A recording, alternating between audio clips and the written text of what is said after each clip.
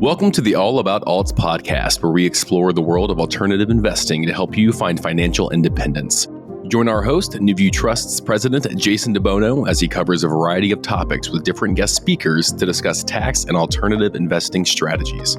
It is never too late to start taking control of your financial future, and we are so excited for you to be joining us for this opportunity to hear from some of the best in the business. Welcome, everybody, back to the All About Alts podcast. I am your host, Jason DeBono, and I am joined by Laine Schoneberger from Yrefy. Laine, welcome to the show. Pleasure to be here. Thank you for having me. Well, as our regular listeners will know, I'm a huge fan of private lending. It's something that I've been doing a little over 15 years. And, I love private lending because there's so many different ways to be an investor on the lending side. And I've done predominantly real estate. But we're going to talk with Laine and Yrefy today about actually being on the lending side of distressed student debt, which is totally different than what a lot of people are probably familiar with, but pretty cool. So, Laine, let's dig right in if you're ready to go. You've been with Yrefy. You're the CIO, managing partner, 6-7 years now. But let's go back a little bit, even before then. Your background really originated on the financial advisory side, some years ago. So how'd you get into that space and kind of what was that like? Well, it was a lot of fun. I actually came into the financial services business in about 1995. My father had started our firm. It was a small financial planning firm, estate planning, investment advisory work back in 1968. So wow. I came into a family-owned business, worked side by side with my dad, which was a real honor and treat. Worked with him until he ultimately retired, and I bought the practice. I had a great career, 25 years. Enjoyed every second of it, and the opportunity to do this came along, and that's a huge change, a chapter in my life that I had to change. And the reason I got into this was when I was an infant in this in the business of financial services. One of my very first clients was my partner, the CEO of this company, and he had started a company back in the 90s, and I was brought in to do the benefits, health, dental, vision, because in the 90s, that's what you did. Wow. You put in good benefits and to attract and retain employees. And I often joke and I say I must have done a great job, because by 2006, 2007, he'd grown that company to 1,000 employees. Wow. They were in the student education finance business, doing federal and private loans, developed a lot of new products. They were funding $1 billion a year in education finance, 25,000 inbound calls a year. He built an absolute machine. And when he came to me and said that he's going to make another run at the student education space, that I was like, I want to help. I never saw this coming, to be perfectly honest. I was thinking about bringing in financial services to all of those people that he wanted to help, but it turned into something completely different than we expected. We found a need, we filled a need with people who needed help. And this became my full-time thing. I sold my practice, and here I am 6.5 years later. Wow. Well, what a great story. And, I think some key lessons for our listeners, number one, you never know who your next partner is going to be. I mean, if you'd have thought your very first client, 25 years later would be your business partner in a totally different industry than you were serving, you'd have probably thought, yeah, right. Yep. Never saw it coming. Yeah. And it, the second thing, and we talk about this a lot with one of the common themes amongst, our guests, is that career changes are inevitable, and, don't fight them, embrace them. And, if somebody would have said you worked 25 years, I mean, your dad, started this company and he did it his whole life and he sold it to his son, and, you took it over and here you are. And all of a sudden, you didn't sell it to retire, you sold it to change careers. So good for you for being able to see that opportunity. And here you are 6-7 years later and doing some pretty cool things and disrupting the student lending business, which is really cool. Thank you. Yeah, it's been a lot of fun. So, and then, the clients are still there. The business is still there. I still go over and talk with all of the my former employees. Right? Because they're all still there doing their thing. I'm just not the CEO anymore over there. So that's all right. Yeah, well, what a fun transition. So you went from, you're sitting on one side of the desk, helping people with employee benefits and helping people with financial planning and advice, and now you're on the other side of that, which is serving in the CIO seat of a business that helps do distressed private student loans. Right. What was that transition like, and what parallels can you draw back from the advisory business in your previous life, and then kind of what's been new and exciting as you've embarked on this kind of new journey? Leaving was not easy. The reality is a lot of the clients, and I say a lot, a portion of those clients were clients of my dad's before I was even a twinkle in his eye. So I've known them my entire life. So leaving was not something I took lightly. But it was one of those things where I was like, you know what, it's time for me to move to my next chapter. I had a lot of fun, a lot of experience that I garnered from that. And I think a lot of that has transitioned into this business because we've developed an investment product that makes a lot of sense. It's clear, it's concise, it's easy to understand for the investor as well as the independent advisor. So it was really built around focusing on those two individuals to look at and consider an investment opportunity. I've learned more about student loans in the last 5.5, 6 years than I ever imagined. But I'm also surrounded by a group of people they've forgotten more about student loans than I'll probably ever learn in the next 10 years. So, I'm having a lot of fun. We raise the capital and we keep the business moving forward and growing. And on the student loan side, what we've discovered is a market that no one else is addressing.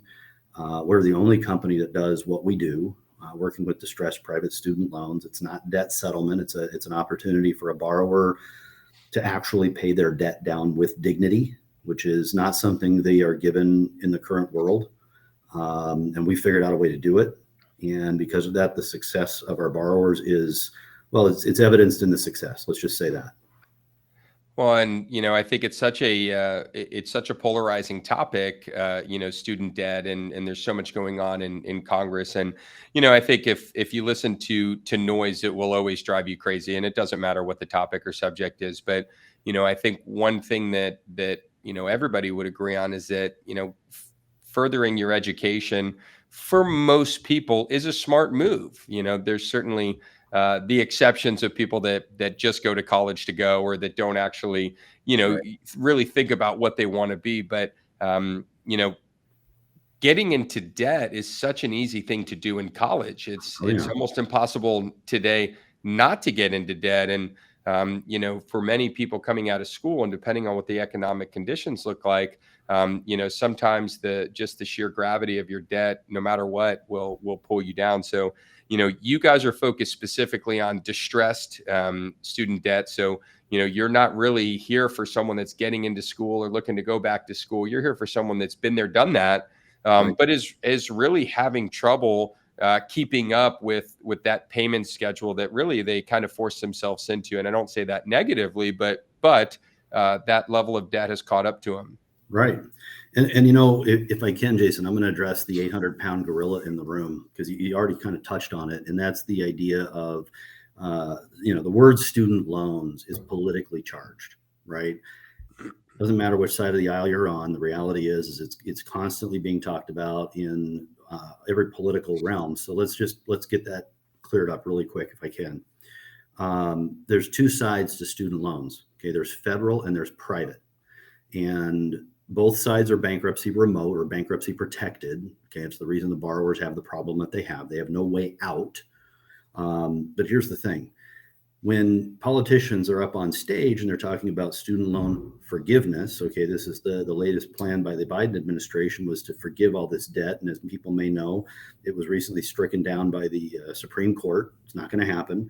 But it doesn't change the fact that the first question everybody asks is what happens if they forgive the student loans? And that's because a lot of people don't realize there's two sides to the equation. So they're asking because the politicians always funnel it as we're going to give student loan forgiveness. They don't talk about federal student loan forgiveness. Okay. We only deal in private loans that are in distress. We do not deal with any federal loans. So in the event of some sort of forgiveness, if they were able to ever get it done, The reality of it is it would actually help us and our borrowers and therefore our investors.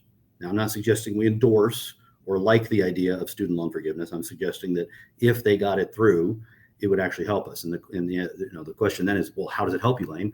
The answer is most borrowers that have private student loans also have federal student loans. Right.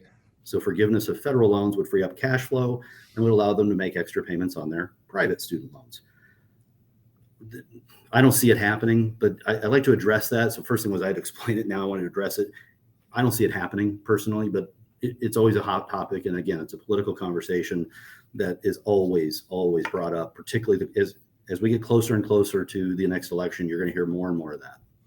Well, I'm glad to hear that you separated those two. I think, like most politically charged issues, there's really, right, as they say, three sides to the coin, right? Yep. Your side, my side, and the truth. Yep. And so I think what for me, I have a very limited understanding of this space, and so that helps me get clarity, and I'm sure our listeners feel the same way as well. And you make a great point. If federal, most borrowers are borrowing from both sides of the faucet, and so if they're able to borrow from the federal government and the private, but only get eliminated debt on the federal side, if that does make its way through through Congress and through whatever legal means stand in the way of that, it doesn't really change anything. They still have no bankruptcy protection to pay their private debt, but now they've got greater cash flow and more incentive to pay off their loans. Just to be clear, they have bankruptcy protection.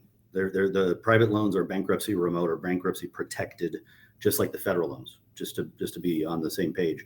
So, because we get asked that question, well, what happens if they change the bankruptcy laws? And we'll talk more about that after I explain what we do. And that way it's clear how we are working to protect in the event they do take away the bankruptcy protections, because our borrowers are involved in a portfolio that is bankruptcy remote or bankruptcy protected.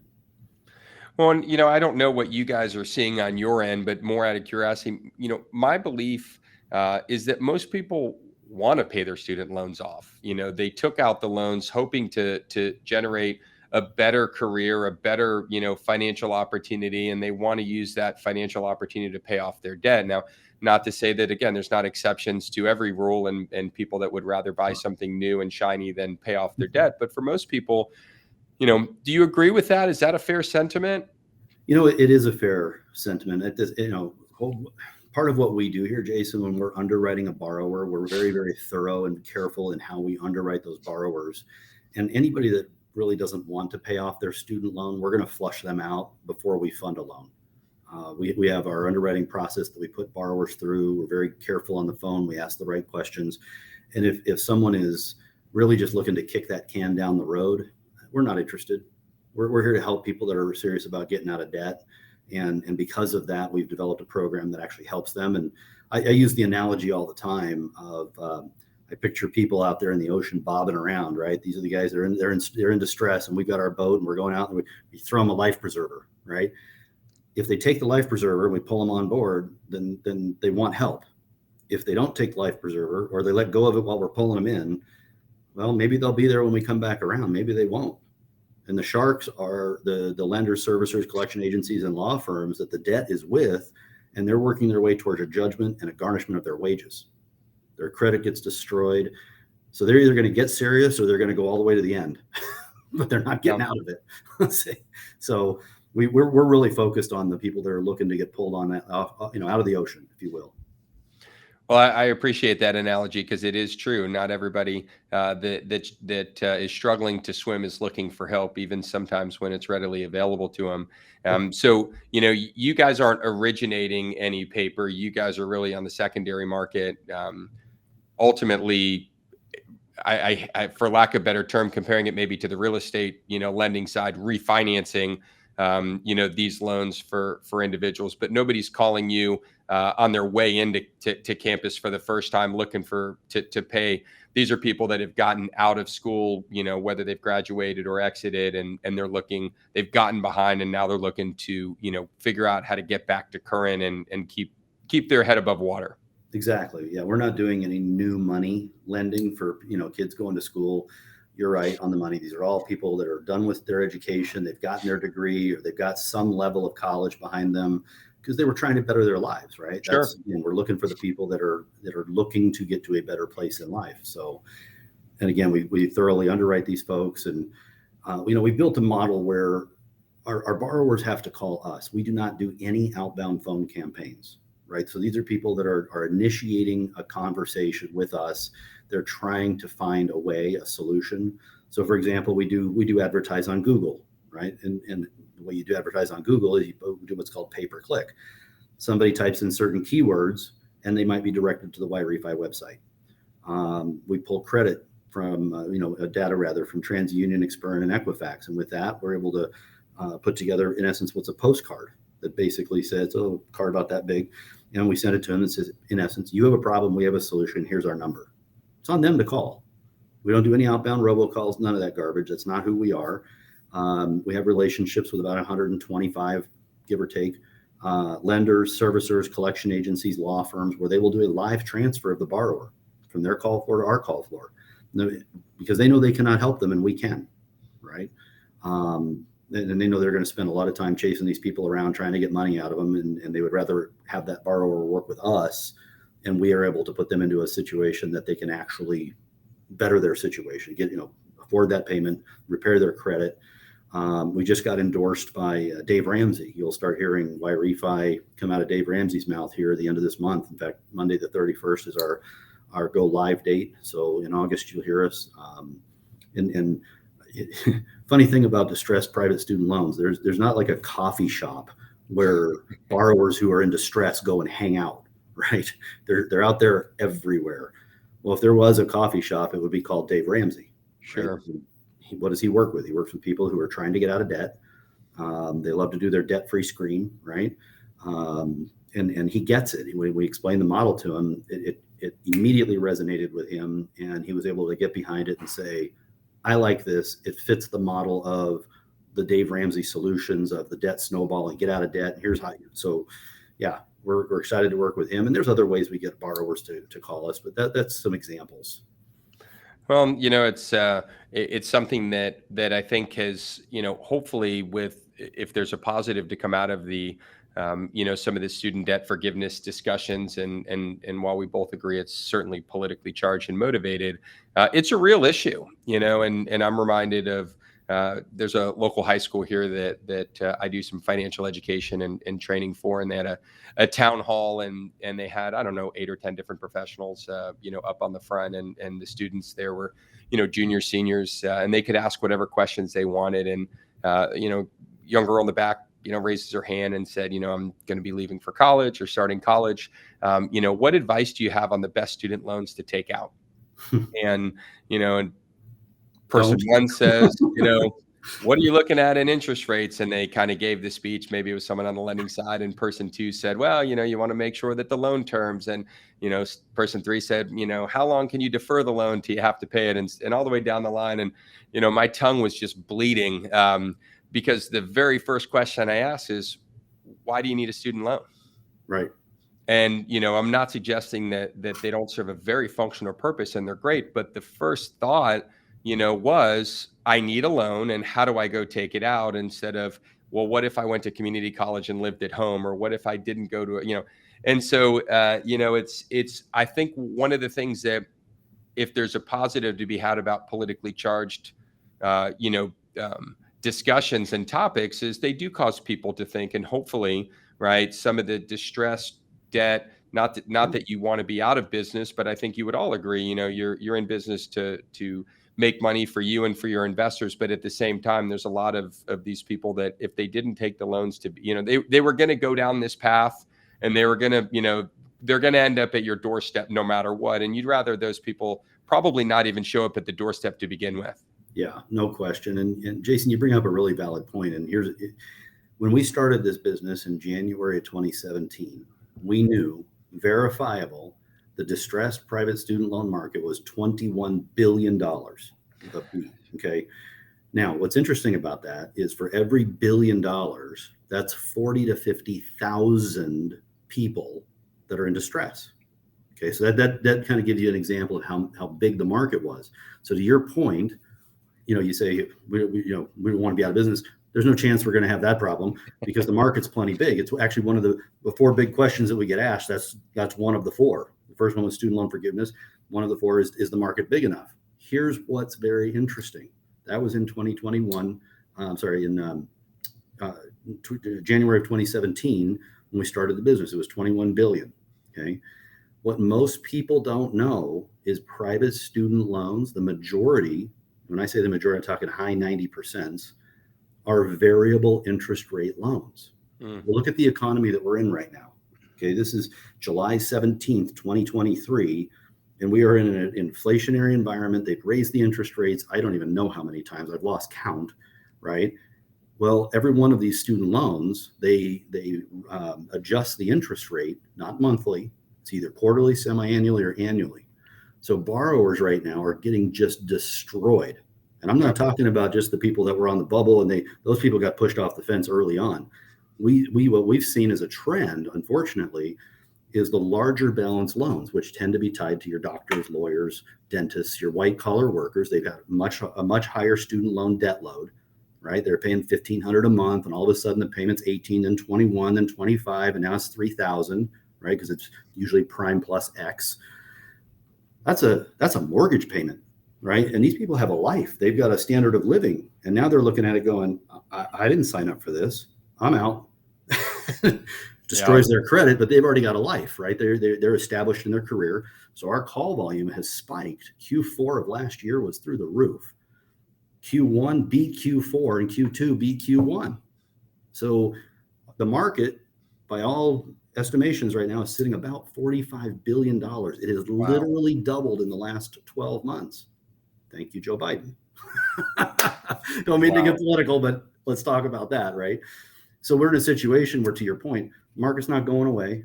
I was very happy with a $21 billion market. We didn't need to worry about it getting any bigger. We're the only people doing what we do. We didn't need it bigger, but here we are with a $45 billion market. The wind is at our back. Yeah, well, there's no doubt, education is so critical, for society and civilization as a whole. But it's some staggering numbers there. Thank you for sharing those, Laine. It gives perspective, and I think we all kind of know that's lingering. But when you hear those level of numbers, I mean, for it to double in 7 years, let alone 12 months, is significant. Well, I want to dig in and really kind of understand, a little bit more about what it means to be on the lending side in the distressed private student loan. I think a lot of our listeners are familiar with the debt side of things as it relates to real estate, and we've talked about it a handful of times on the show. It's something that I'm intimately familiar with. But what I love about investing is that every asset class has a series of asset classes inside of it. And, we talk about diversity, and, you don't have to be out of the lending business to diversify. I mean, you could be a lender and be diversified either geographically, right? Lend in different areas, different states, to different types of borrowers, but you can also be diversified by lending into different asset classes. And you can lend on real estate, but you can also lend on student debt. And I want to talk about that. That's very intriguing, and I think something that our listeners need to be, mindful of it as they embark on their, building out their portfolio and their strategy of entering the alt space. So we're going to get to that, but favorite part of the show, Laine, we're going to shift gears for just a minute. This is the quirky questions of the day. I know you're familiar with at least the process, but surprises await in one of these three envelopes. So Maggie, I'm going middle envelope. If you do have quirky questions, these are all listener submitted, so you can send those in to Maggie with a Y at newviewtrust.com. All right, Laine, you ready to go? Hit me. All right. Question number one. If you could teleport anywhere in the world right now, where would you go and why? If I could teleport anywhere in the world, where would I go and why? Well, that could be a dangerous question. Somewhere I've probably never been. Probably it's like New Zealand, just because I've heard it's gorgeous. My son wants to go there, and first question I would ask is, can I bring my kid? Because he's just dying to go to New Zealand. So I'd probably want to go there and just see it, be a part of that culture for a while. That seems like considering it's a good 2 days of travel on both ends, that seems like a very good place to teleport. So, Indeed. yeah, my son has asked me numerous times about special powers, and I've always said, it's so easy for me, teleportation. I just want to be where I want to be when I want to be there. So, Right? all right, New Zealand it is. Number 2, if you could only eat one food the rest of your life, what would it be? Oh man, so many good things. Probably pizza. All right. Almost anything Mexican. Pizza, let's go with that. All right, pizza it is. I like that. Question number 3. What's the weirdest conspiracy theory you secretly believed in? The weirdest conspiracy theory that I've secretly believed in. Well, when it comes to anything political in the most recent past, it's all come true. So none of that fits. Gosh, UFOs maybe. I don't know. That's a weird one. I don't know. That one you may have stumped me on. Well, I think you're it's a very valid answer on the UFO side. It's amazing to me that all the things in the world, and we have all the information at our fingertips and all this stuff, and this knowledge base that we have, yet no one can really answer the question if these things are real. Yep. I was listening to something on the radio just the other day, and they were talking about it ad nauseum about how the government has all this hidden data and It was kind of funny to listen to, frankly. But it was also on at 12 o'clock in the morning. I had just gotten back from a trip, and I was driving from the airport to home, and I'm like, well, there's a reason it's on at midnight. So. Yeah, well, there's a lot of them out there, but I think UFOs is a very valid answer, and I don't know, maybe one of these days we'll get a real answer as to exactly what's going on out there, and if they really do have UFOs, sitting in a bunker somewhere out in Arizona. Right now, they go right by Earth. They lock their doors. Right. Yeah, I understand completely. So yeah, think about, we're giving them all the ammunition they need to sit around whatever they're sitting around and talking about us for sure. Well, I appreciate you playing along with us, Laine, on our quirky questions of the day. Sure. Thank you to the listeners that continue to submit those. Always fun to just take a little bit of a break, and also you never know what you're going to hear. So let's kind of kick out or turn around now to the second half and kind of come down the home stretch here. We've talked a lot about Yrefy, kind of from a front end standpoint, and kind of how you guys are in the market and servicing. Let's take this back down to our listeners are investors, right? They want to know, how do they, make money, and how do they do it tax efficiently, right? Those are the two things that we kind of preach is, get into the alt space where it makes sense and whatever that is. And then number 2, right, how do we do that in a tax efficient manner? So let's talk on the investment side. For you guys to lend capital, you have to raise capital. And a lot of people don't really think about this, but, all lending institutions, big and small, have to get capital from somewhere. So, you guys do have an investment fund that you use to allow people to invest with you, and then in turn participate, in the returns of these, loans that you guys are writing. Give me just the Reader's Digest overview on kind of what does that look like? What's the why behind it from a investor standpoint? So thank you. Yeah, we have what's called a Regulation D 506C, so alternative investment, filed with the SEC, not approved or denied by them, just filed, which means accredited investors only, which I'm sure you can talk more about that in a moment, but minimum investment $50,000. And then what we did was we created something very unique, frankly. I don't know that I've seen anything else out there that resembles what we've built. And the way it works very simply is an investor has the ability to pick the duration of their investment from 1 to 5 years.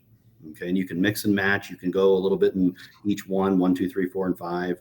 You can ladder your income if creating a laddered income is important. The interest rates that we offer are fixed interest rates in what's called a secured collateralized portfolio. I'll explain secured collateralized in just a second. But at the end of the day, a 1-year investment is paying 6.25% fixed. A 2-year is at 6.75% fixed. A 3-year is at 7.5% fixed. A 4-year is at 8.25% fixed, and a 5-year is at 10.25% fixed. Now, what we do, Jason, is we calculate interest on a daily basis. And then we make payments on a monthly basis of interest only, with a return of principal to the investor at the end of their elected term or terms. Okay, it's structured mechanically, very much like a bond. They are promissory notes. I have to disclose that. They're not bonds, they're promissory notes. They just mechanically function in that capacity so people can see it, feel it, get it, right? Well, then we went one step further and we said, let's give the investor, okay, particularly those investors that don't need the income, right? They want to compound. If they're younger IRA holders, for example, you can actually turn that interest income on or off, up or down, in 1% increments or by dollar amount in each individual tranche that the money is invested in, as often as monthly. So you have complete and total control, right?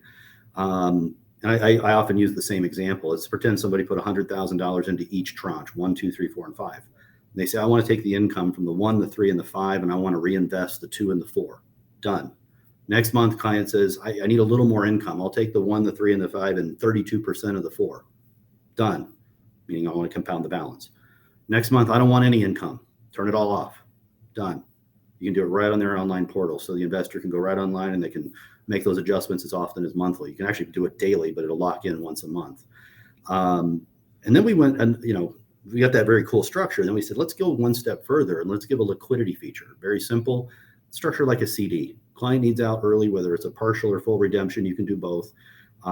Penalty is interest only, no attack on principal. Okay, so like a CD, right? If you're in for 1 year and you're 6 months in and you want back out, you lose 6 months of interest. It's called opportunity cost in the financial advisory world. Everybody asks, if I'm in the 5-year note and I'm 4.5 years in and I need to get my money out, do I lose all my interest? The answer is yes. Don't do that. Okay. Come up with another way, right? Let's talk. Let's figure out how to get you across that finish line. Turn on the income something, right? I don't want to see anybody fail. Now, to offset that, we offer what's called a roll-up. And a roll-up is very simple. If you're in the 1, 2, 3, or 4-year term, at the end of your term, you can lock in all the interest. It's vested or ensconced. It's yours. And you can then roll up to anything above you and finish out that term at the higher interest rate. So let's say you're in the you have $100,000 in the 3-year note at 7.5%. At the end of 3 years, whether you compounded or took the income, it's irrelevant. It's locked in. It's yours. Client says, I'd sure like to roll into that 5-year note, but I don't want to be in for 5 full years. Okay, let's roll you now, because you got the first 3's already done. We then roll you to the 5, and we give you 2 years at 10.25. And if you had to get out in that last 2 years, it's a 2-year surrender. It's a 2-year penalty. That's it. It's that simple. So that's the investment piece, right? And then you've got I mentioned secured, collateralized. So let me tell you what that means. What that means is there's a big, long legal document. I'll paraphrase it. It basically says, in the event Yrefy were to default on any interest or principal payment to any investor, the entire portfolio goes to an independent third-party collateral agent. That agent has one job: make the investors whole. So the question then is, what's this portfolio and how are they going to do it? Well, they're going to either sell the portfolio, they're going to collect on the portfolio, or they're going to sell a portion and collect on the balance. Those are the 3 options. And it's a math decision, frankly. So then again, what's the portfolio? Well, it's the entire portfolio of bankruptcy protected, refinanced student loans, okay, that are now in payment, that goes to the collateral agent. Now the question becomes, is there going to be enough there to cover the investors, right? Now you get into what do you do and how you do it. So can I have a minute to go through that quickly? Yeah, go for it. Okay. So as I mentioned earlier, borrowers call us. We put them through a pretty rigorous underwriting process, kind of like getting a mortgage. Okay. Now I will say Yrefy is probably the only lender that does not underwrite on FICO score. We really don't care what their FICO score is. We know they have a bad FICO and we know why. So we're more concerned about tax returns, pay stubs, proof of employment. We want to know, where did you go to school? How long were you there? What are you doing now? At the end of the day, the question is, can you afford our payment? Yes or no? And by the way, our payment is typically 50% of what they're being asked to pay in the current situation they're in, okay? Because they're in distress, their private student loan, the interest rate with penalties, fees, and all of the other things could be north of 20%. In a lot of cases, they're hitting maximum usury in the state they reside, okay? So we're underwriting these folks. We then pull credit so we can see what their total debt load looks like, specifically their student loan debt load, and we're able to calculate what their payment would be with us if we refinanced a loan with them, if we actually approved them. We confirm they can afford that payment, and if they can, we require them to set up an escrow account and start making that payment today. Okay. We require a minimum of 2 months. We average about 6.5 payments. So the borrower is in the history and they're making payments. We do that to make sure that they have the ability and willingness to pay us back. Kind of important, right? By the way, if they fail at any point in time before we fund a loan, give them back all their money, zero risk. On the other side, if we approve them, and I'm going to give you a couple statistics about our portfolio. On the other side, if we approve them, 100% of that escrow account, however much is in there, goes on their very first statement as principal reduction. So right out of the gate, they can see they're winning. Very important to what's going on up here in their heads right now. Okay. So here's some statistics. About 70% of our borrowers have a co-borrower, mom, dad, grandma, grandpa, someone who signed on the original loan. Okay. So those folks are in trouble and they need help too. Okay. So what we then do is we're building a custom loan around the borrower's ability to pay. Okay. So while we're in underwriting and we're working through these people through the process, we're working with the existing lender, servicer, collection agency, law firm, et cetera, to negotiate down the price of the debt. We then settle it and pay off that debt at a deep discount, typically 35 to 40 cents on the dollar, okay, which is a little bit higher than what you would see in your consumer debt space. And the reason is it's bankruptcy protected, that's first, but it's also we're cherry picking, okay? When I say cherry picking, we're doing these one loan at a time. We do not buy whole loan portfolios and then jam a bunch of borrowers into a product that they don't understand, right? We want to underwrite them first. We want to know exactly what we're getting. So the borrowers go through that process. We ultimately pay it off at a deep discount. We then refinance their loan to them at 100%. We do not give them a discount on the face value of their loan. We often get asked, why don't you give them a discount? And the answer is we could, but we will not. And the reason we will not is if we did, the borrower is going to get what's called a 1099 cancellation of debt, which is taxed as ordinary income in the year in which it's forgiven. Now what we just did is we took a borrower and we put them into a worse situation because the IRS does not play games, okay? And it puts us behind the IRS in payment, who's going to get paid first, second, third, right? Because the IRS has a lot more power over them than we do, right? So we don't give them a discount. We actually tack in our 5% refinance fee. So if they came in with a $100,000 loan, they now owe 105. Here's what we do is we do share the discount. We give that borrower a low fixed interest rate. Our average interest rate to our borrowers is only 3.9% fixed. Our average term or length of the loan is on average 8.6 years.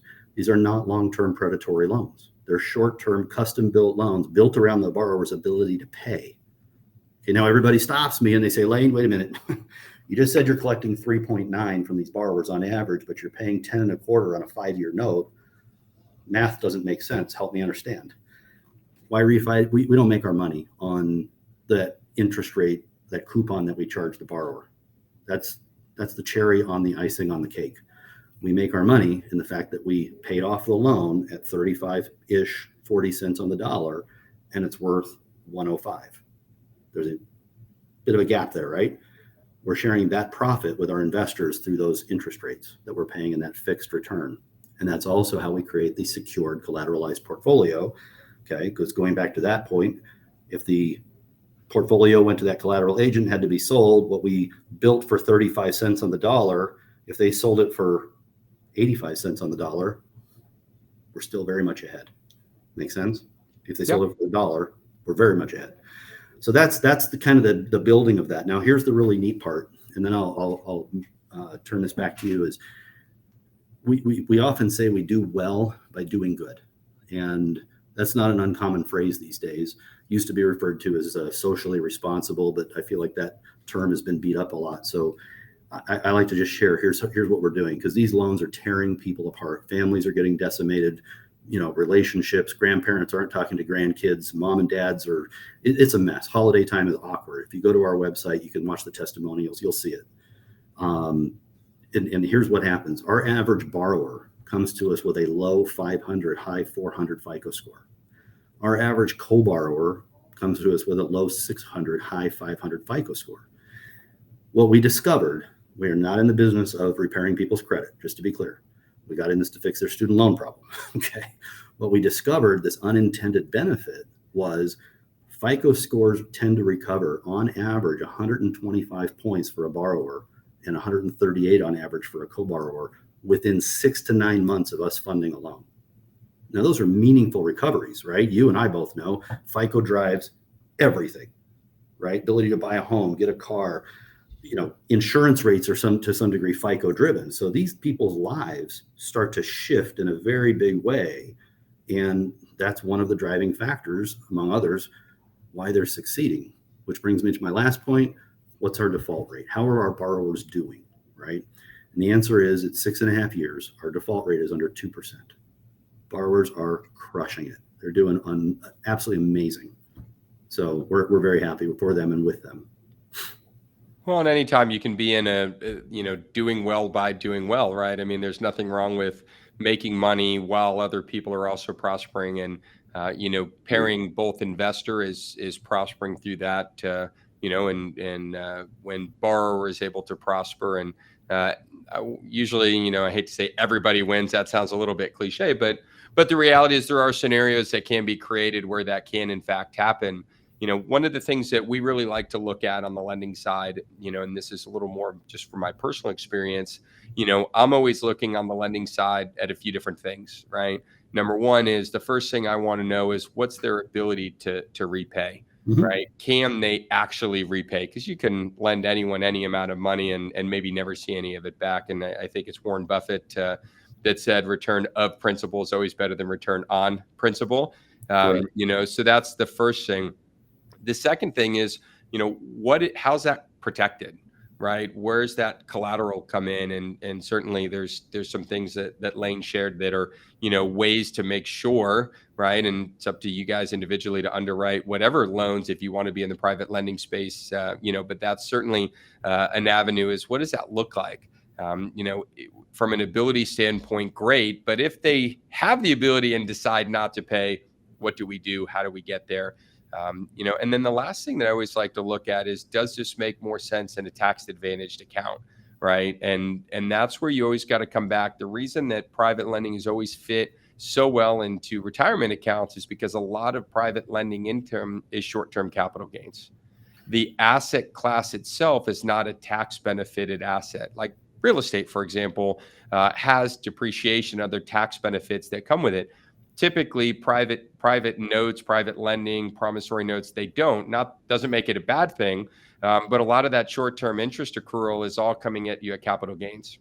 And so I just want to, kind of turn the tables for those investors to kind of be thinking about is, if you're looking at this as a strategy, right, because you like the space, you like the asset class, you like what it is that this asset class offers, then I would really encourage you guys to make sure that you're giving that latter piece of thought to, does this make sense? If you've got 50 grand here and 50 grand there, to make that investment, to really look and consider that, because the difference of keeping this money from a return standpoint in a tax deferred or tax-free account like an IRA only compounds your return above and beyond, whatever returns are already available to you.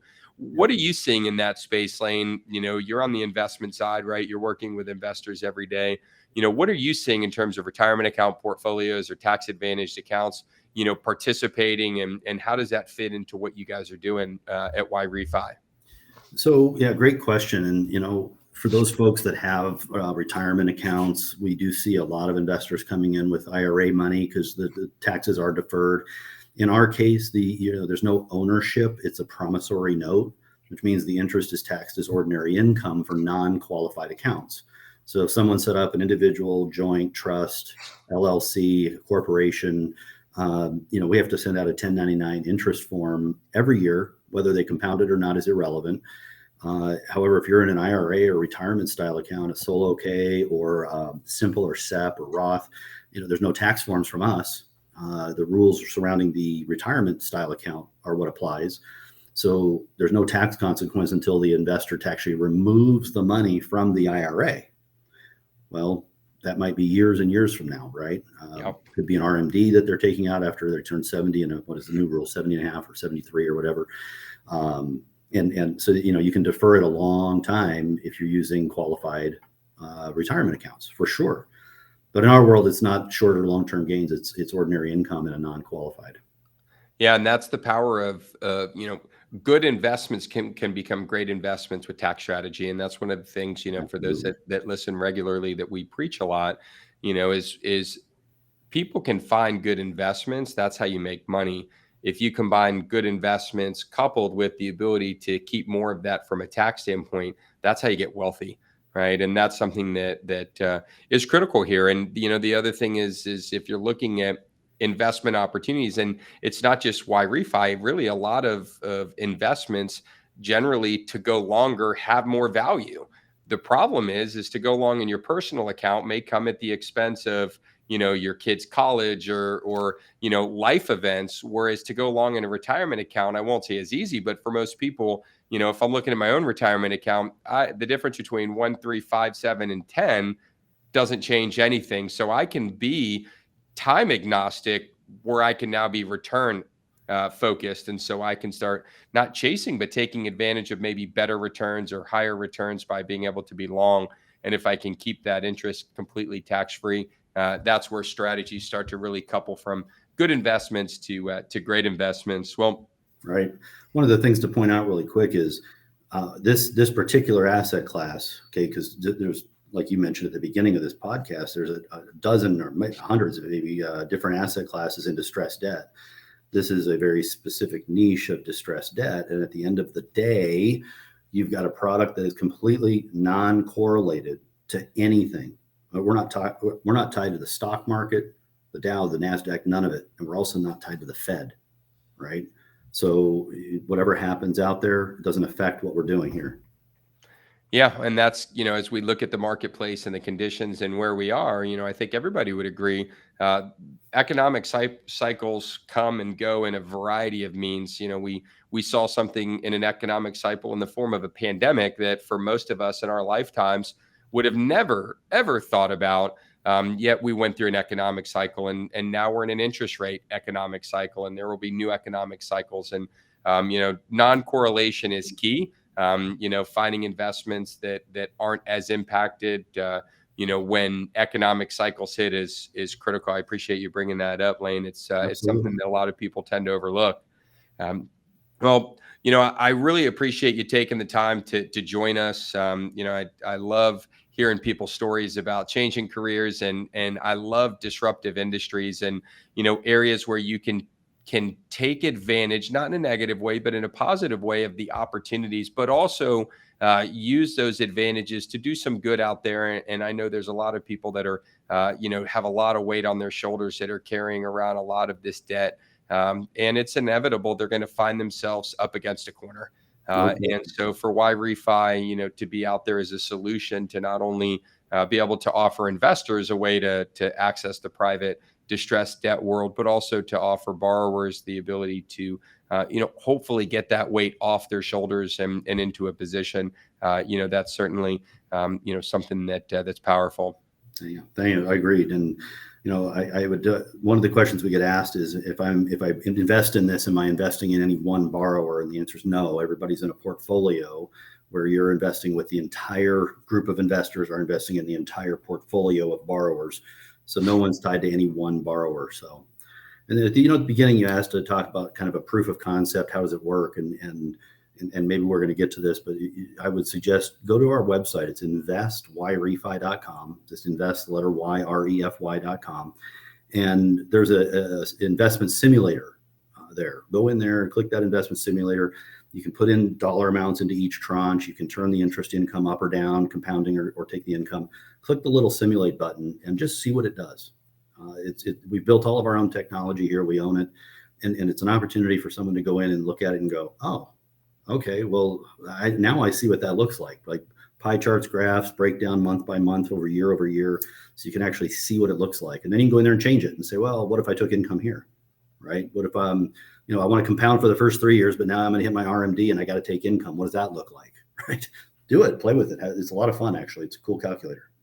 Well, thank you for sharing that. And that actually, as we come down the home stretch here and bring this show to a close, it's going to, kind of bring up, the best way for people to get in touch. And we'll put that link into the show notes so you guys can click into it. I think simulators are fantastic. Everybody should be running them. If you're not familiar with financial calculators, graphs, and charts, you should be. They're not all just for show, although sometimes they can be, but they really are valuable ways to really see how compounding works and how investing works. And so, yeah, thank you, Laine, for sharing that. As we wrap up, today, I want to thank you for kind of introducing myself and our whole audience to really an asset class within an asset class, right? We're talking about private lending. We're talking about private notes, but we're talking about a very special niche. So if you're looking to be in the lending space and you're looking to be into assets beyond just real estate, certainly the distressed private student debt is an area for you to go take a look at. As with anyone that we bring on the show or any group organization, we always encourage our listeners, go out and do some due diligence. Don't just, listen to one show and think that everything makes sense. Ask all the right questions, perform any due diligence, but we are here to help open your eyes to new asset classes. And Laine, you opened my eyes a bit more today to something I knew was out there, but didn't quite know how it worked. As we close, to bring this full circle, help us, Laine, and help our listeners as we wrap up with our Learn Before You Burn segment.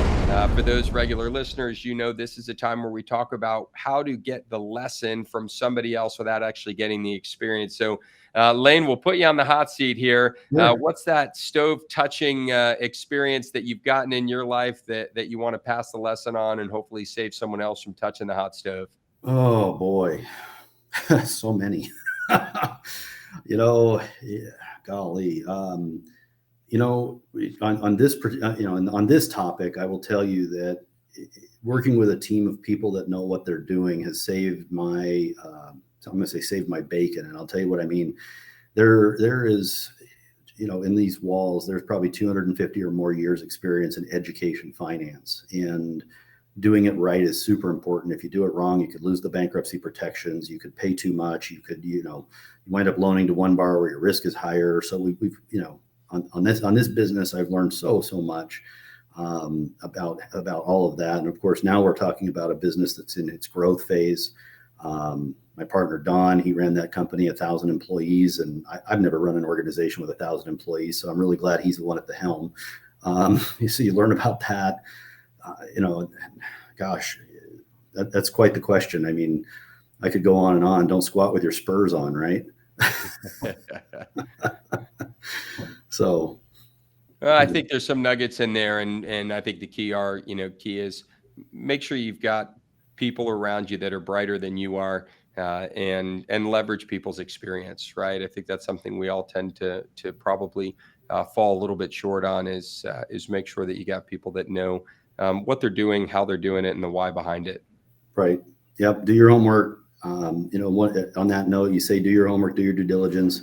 If you're here in the Arizona, Phoenix metro area, give us a holler, come by, pull back the curtain, meet the team, sit in the conference room, do what you got to do. We're open book. We'd rather tell you everything and know that we disclosed it all than have you try and guess. So give us a holler. We'd rather do that. And if you're not in the Phoenix area, that's fine. Let's do a Zoom call, face to face, whatever we got to do to help you feel comfortable before you move forward.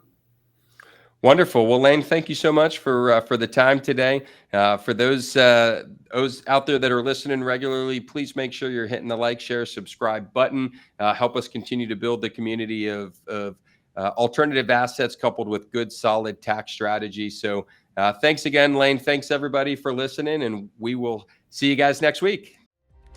Thank you so much for listening. We hope the information within this podcast has given you the tools that you need to find your way to financial independence.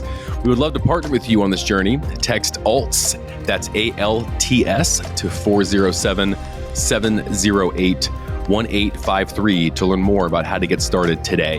Don't forget to follow us to make sure you don't miss a second of content, and we'll see you next week.